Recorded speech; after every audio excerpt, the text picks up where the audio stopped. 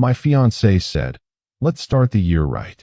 I replied, "By starting it single." Then I broke it off at 11:55, left before midnight, never looked back. And I smiled when she spent January alone and desperate. "Hey Reddit, let's start the year right," Ashley said, raising her champagne glass with that practiced smile she wore for her friends. I set my glass down on the kitchen counter. "You're right. By starting it single." Her face went from confident to confused in half a second. "What? I'm breaking up with you. Right now?" At 11:55 p.m. on New Year's Eve. The music from the living room, her carefully curated New Year's playlist, suddenly seemed too loud. Her friends were out there, counting down to midnight, completely unaware that their host's perfect relationship was disintegrating in real time. I'm 29. She's 27. We'd been together for 4 years, engaged for 8 months. Everyone thought we were the golden couple. Her Instagram certainly sold that story. What they didn't know was that I'd spent the last 6 weeks planning this exact moment, waiting for the perfect time to end things with someone who'd turned our relationship into a performance piece. "You're joking," she said, but her voice cracked. "This is a joke, right? Do I look like I'm joking?" I didn't raise my voice. Didn't need to. The calmness in my tone probably scared her more than anger would have. She was used to getting her way through tears, manipulation, or public pressure. She wasn't ready for someone who'd simply decided enough was enough. "But everyone's here. It's New Year's Eve. We have plans." "You have plans," I corrected. "You always have plans. Plans that involve me as a prop in whatever image you're selling this week."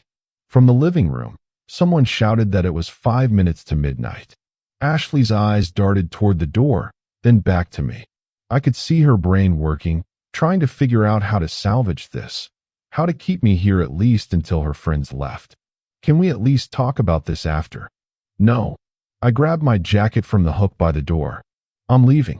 Now. Before midnight. Before whatever champagne toast you had planned where you were probably going to post our photo with some caption about forever or new beginnings." Her mouth opened and closed. For once, Ashley Rivera, social media manager, influencer wannabe, and professional image curator, had no words. I walked past her, through the living room where her 15 guests were laughing and pouring drinks. Someone called out to me, asking where I was going. I just waved and kept walking. Let them figure it out. Let Ashley explain. Let her deal with the aftermath of the perfect party where the host's fiancé walked out 5 minutes before midnight. The cold air hit me as I stepped outside. December 31st in the city, and I'd never felt more free. I know what you're thinking. That's cold. That's cruel. Who breaks up with someone on New Year's Eve, in front of guests, right before midnight? Someone who'd been quietly suffocated for 8 months. Let me back up. Ashley and I met through mutual friends at a rooftop bar. She was funny, sharp, and seemed genuinely interested in me. Not the edited version, but the actual me who worked in data analysis and preferred quiet nights to social climbing. For the first 2 years, we were solid. Compatible. Easy. Then she quit her corporate job to pursue content creation full-time. I supported it. Encouraged it, even. She was creative, had an eye for aesthetics, and genuinely enjoyed building an online presence. The problem wasn't the career change. The problem was that somewhere along the way, she stopped separating her online persona from our actual relationship. Every date became a photo opportunity. Every vacation was planned around content potential. Every conversation eventually circled back to engagement rates, follower counts, and what would perform well. I became a character in her narrative. The supportive fiancé, the guy who looked good in couple photos, the convenient male lead in her carefully staged life story. When I proposed, actually proposed, with a ring I'd saved for and a moment that meant something to both of us, her first response after saying yes was asking if I'd gotten someone to photograph it. I hadn't. She was disappointed. That should have been my sign. The engagement made everything worse. Suddenly, our relationship wasn't just content, it was a brand. She started a wedding planning account. posted about our journey, shared intimate details I never agreed to share, made polls asking her followers to vote on our wedding colors, venue choices, even aspects of the ceremony itself. She'd consult thousands of strangers before consulting me. When I asked her to dial it back, she'd look at me like I was being unreasonable. "This is my career," she'd say. "You said you supported this. I support your work. I don't support our private life being a public commodity. You're being dramatic." That phrase, I heard it a lot those last few months. Anytime I expressed discomfort, set a boundary, or questioned her choices, I was being dramatic. When I said I didn't want her posting pictures of me shirtless at the beach, I was being dramatic. When I asked her not to share details about an argument we'd had, I was being dramatic. When I told her I wasn't comfortable with her discussing our sex life, even vaguely, for relationship content, I was being dramatic. The final straw came 3 weeks before New Year's. We were at her parents' house for a family dinner. Normal evening, nothing special. Her mom made her famous lasagna. Her dad told his usual stories. I was helping clear the table when Ashley's phone rang. She answered with that bright, performative voice she used for business calls. "Hey, Kendall." "Oh my God. Yes, I'm so excited." I kept loading the dishwasher, half listening. "So the engagement shoot would be January 15th, and then we'd do a series of posts leading up to the wedding." "Uh-huh. Yeah, he's totally on board." "I know, right? He's so photogenic. We were thinking of maybe doing some shirtless shots by the lake." I stopped, turned around. "What engagement shoot?" She held up a finger, still talking. "Yeah, that budget works. Can you send over the contract?" "Perfect." "Ashley, what engagement shoot?" She hung up, beaming. "Okay, so I have amazing news. Kendall, you know, the photographer with like 200K followers, wants to shoot our engagement photos. For free. Well, not free, but in exchange for tags and promotion. It's a huge opportunity. You booked an engagement shoot without asking me? I'm asking you now." "No, you're telling me. After you've already agreed to it." Her smile faded. "Why are you being like this? This is a good thing. Exposure for both of us." "I don't want exposure. I want a private life." "You're being dramatic." There it was again. I set down the plate I was holding. "I'm being clear. I never agreed to be part of your content strategy. I never agreed to have our relationship packaged and sold for engagement metrics." "Sold? Jesus, you make it sound so commercial." "Because it is. You've turned us into a product." Her mother walked into the kitchen, sensing the tension. "Everything okay?" "Fine," Ashley said quickly, shooting me a look that meant we'd talk later. We didn't talk later.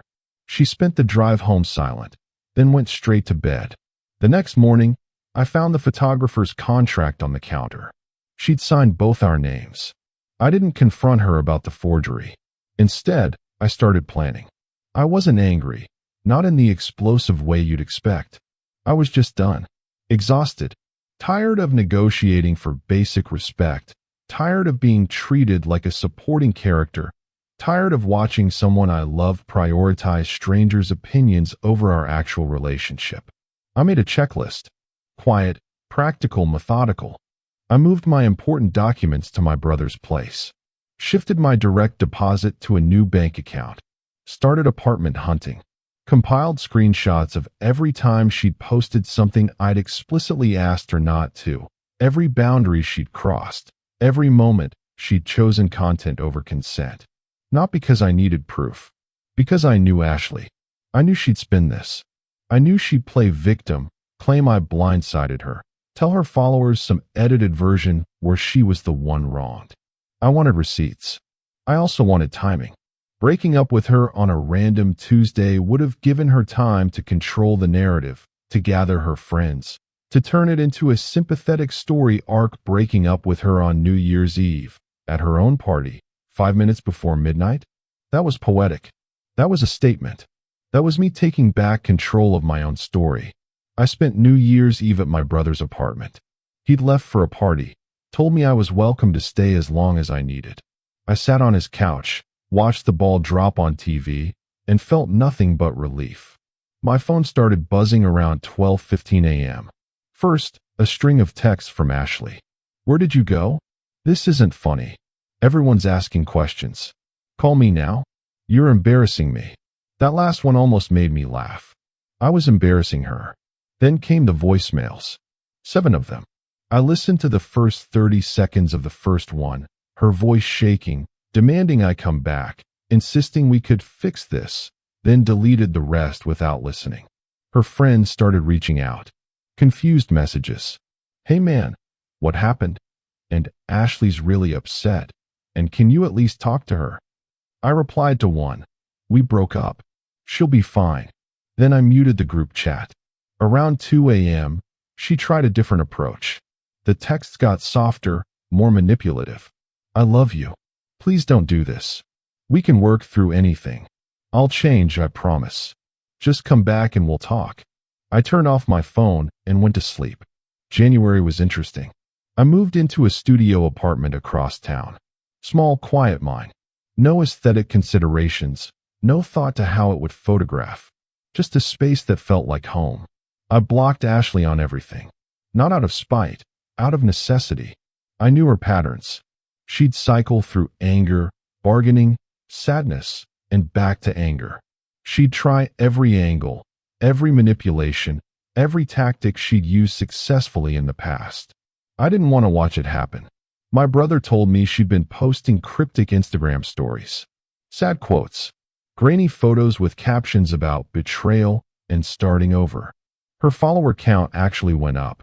Apparently, heartbreak was good for engagement. She tried reaching me through friends, through family. Someone told me she'd shown up at my old gym, hoping to accidentally run into me. She'd sent flowers to my office with a card that said, "Can we please just talk?" I donated the flowers to a hospital and threw away the card. By mid-January, the mutual friends started reporting back that she was struggling, not posting as much, looked tired, apparently kept talking about how blindsided she was, how she never saw it coming, how I'd changed. Good. Let her struggle with the consequences of treating a relationship like content. The thing nobody tells you about walking away from a manipulative relationship is how much pressure you'll get to go back. Not from the person, from everyone else. She's really sorry. Maybe you were too harsh. It's been 3 weeks. Don't you think you should at least hear her out? She's changed. She deleted all the couple photos. That last one came from her best friend, Becca, who somehow got my new number. She deleted them because I left. I said, that's not growth. That's damage control. You don't understand what this has done to her. I don't need to. I understand what the relationship was doing to me. That's enough. Becca sighed. She really loves you. She loves the idea of me. The version that fit her aesthetic. That's not the same thing. God, you sound so cold. Maybe I did. Maybe that's what happens when you spend 8 months being treated like a prop and then decide you're worth more than that. February brought an interesting development. A mutual acquaintance, someone I'd met twice, Max, sent me a link to Ashley's latest video. Hour-long YouTube upload titled, "My Truth. What Really Happened." I almost didn't watch it, but curiosity won. She'd set up her ring light, done her makeup, chosen an outfit that said, "Vulnerable but strong." The thumbnail showed her with tears in her eyes, overlaid text reading, "Betrayed on New Year's Eve." I made popcorn. The video was a masterclass in manipulation. She painted herself as the blindsided girlfriend whose fiancé just walked out without explanation, claimed she'd been nothing but supportive, said I'd changed and become distant, and she tried everything to save the relationship. No mention of the boundaries I'd set and she'd ignored. No mention of the content she'd created without consent. No mention of forging my signature or treating our relationship like a business venture. Just a sad girl in good lighting, wondering what she did wrong. The comments were predictably sympathetic. "You deserve better," and "his loss," and "sending love." A few asked questions. Did he give a reason? And what did he say when he left?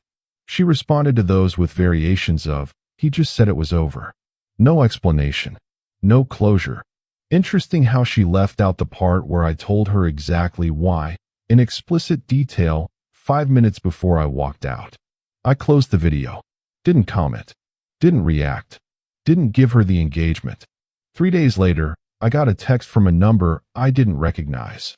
That video is bullshit, and you know it. Turned out to be Mia, one of Ashley's friends who'd been at the New Year's party. She'd apparently had her own falling out with Ashley over, surprise, being used for content without permission. She's telling everyone you left without explanation, Mia wrote.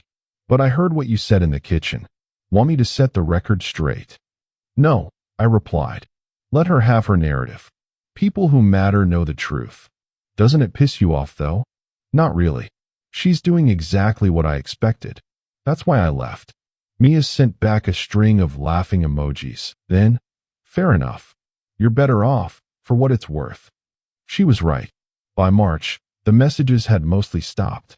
Ashley had moved on to posting about self-love and healing and finding herself. Her engagement rate was apparently the highest it had ever been. Heartbreak, it turned out, was very marketable. I was doing okay. Better than okay, actually. The studio apartment felt more like home every day. Work was going well. I'd started running again, something I'd stopped doing because Ashley said early morning runs disrupted her schedule. I went on a few dates. Nothing serious, just coffee and conversation with people who didn't immediately ask if they could post a photo of us. It was refreshing, remembering what normal felt like. One Saturday in late March, I ran into Ashley's mom at the grocery store. She saw me first. I watched her face cycle through several emotions: surprise, anger, something that might have been pity. She approached anyway. You know you broke her heart, she said. No hello, no pleasantries. I know I ended a relationship that wasn't healthy for either of us. She loved you. She loved what I represented. That's different. Her mom's jaw tightened. You could have done it differently. You didn't have to humiliate her. I set boundaries for 8 months. She ignored all of them. I wasn't going to keep negotiating for basic respect. She's been struggling. Barely eating, barely sleeping. That's not my responsibility anymore. The words came out harder than I intended, but they were true. I felt bad that Ashley was struggling. I didn't wish pain on her. But her pain didn't obligate me to set myself on fire to keep her warm. Her mom stared at me for a long moment. You've changed. Yeah, I said. I stopped accepting less than I deserve. If that's change, I'll take it. She left without another word. I finished my shopping, went home, and didn't think about it again. April brought an unexpected message. Ashley texted from a new number. I get it now. I'm sorry. I stared at the message for a solid minute before responding. Okay. That's it. Just okay. What do you want me to say? I don't know. I've spent 3 months thinking about what happened. About what I did wrong. I talked to a therapist. I'm working on it. That's good. I hope you are. Do you think? Could we get coffee sometime? No. Please? Just to talk. I need closure. There was that word again. Closure. Like she was owed some final scene, some satisfying conclusion to the story where maybe we'd hug and she'd feel better about how things ended. You have closure, I typed. I told you exactly why I left. What you do with that information is up to you. I miss you. You missed the relationship you wanted us to have, not the one we actually had. That's not fair. It's accurate. She didn't respond after that. I didn't expect her to. 2 weeks later, mutual friends told me she'd started dating someone new. A photographer, naturally. Someone who'd fit perfectly into her content ecosystem. I felt nothing but relief that it wasn't me anymore. It's been 8 months now since that New Year's Eve. I'm sitting in my apartment, my actual apartment, with my name on the lease and my furniture arranged how I like it. And life is remarkably uncomplicated. I'm dating someone. Her name's Christina. She works in urban planning, has never asked me to pose for a photo, and thinks social media is mostly a waste of time except for keeping up with family. We've been seeing each other for 2 months, and I haven't appeared in a single one of her posts because she doesn't make posts about her personal life. It's the most refreshing thing I've ever experienced. Last week, A coworker asked me if I regretted how I ended things with Ashley. It was pretty dramatic, she said. Breaking up on New Year's Eve like that. Not even a little bit, I told her. Best decision I ever made. And I meant it. Sometimes people ask if I'm angry at Ashley, if I hate her. I don't. You can't hate someone you've simply outgrown. She wasn't evil, wasn't malicious. She was just someone who lost herself in performance and couldn't understand why I wouldn't perform with her. We wanted different things. She wanted a relationship that looked perfect. I wanted one that felt real.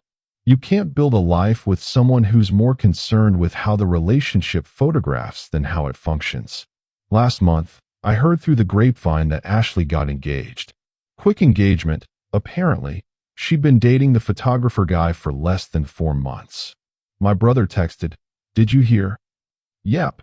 "You good?" "Better than good." And I was. Because I knew how that story would go. I knew she'd found someone who was happy to be part of the content machine. Someone who didn't mind their relationship being a public commodity. That wasn't me. Would never be me. I'd rather be single than be someone's aesthetic choice. I'd rather start the year alone than spend it pretending to be something I'm not. That's what I told Ashley at 11:55 p.m. on New Year's Eve. Let's start the year right. By starting it single. She spent January alone and desperate, reaching out to me through every channel she could find, trying every manipulation tactic in her arsenal. And I smiled. Not because I enjoyed her pain, but because I'd finally chosen myself. Because for the first time in 8 months, I wasn't a character in someone else's story. I was just me, living my actual life. Not the curated version, not the photograph version, not the version designed for maximum engagement. Just the real, imperfect, complicated, beautiful mess of being a whole person who doesn't need validation from strangers. That's what starting the year right actually means. And I've never looked back.